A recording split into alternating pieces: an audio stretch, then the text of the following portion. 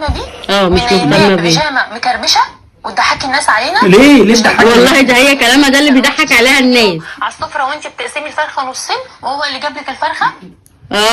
قفلت ليه بقى؟ لا كملها، لا كملها.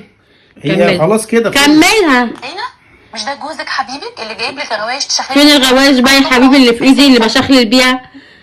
فين الغوايش؟ مش شرط هات لي الغوايش وانا اكولك الهدوم وانت نايم.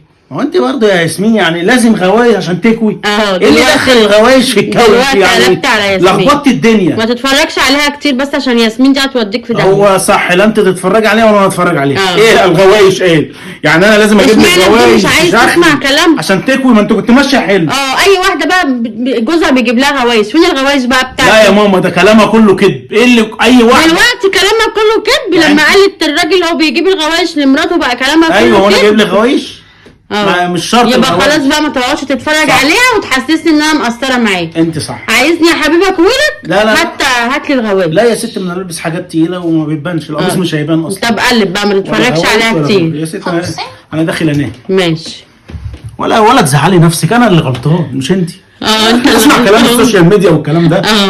بس بعد اذنك دلوقتي بعد اذنك قميصين بس اروح بيهم في الشغل في اول الاسبوع، وباقي الاسبوع ما تكويش حاجه. ماشي ان شاء الله. وانا ان شاء الله ربنا من غير بقى ما تسمع لي كلام ياسمين وتشغل لي كلام ياسمين وكل شويه تقولي تعالي اتفرجي على ياسمين وتعلمي من ياسمين. ايه الغوايش ايه؟ دي ايه؟ هي الناس عارفه تجيب اكل وشرب لما نجيب غوايش بتشخلل ولا لما تقطعي الفرخه؟ يا رب يا اخويا تجيب لي غوايش بتشخلل. يا رب يا رب. فمعلش القميص بس وشكرا ان شاء الله. يلا تصبحي على خير.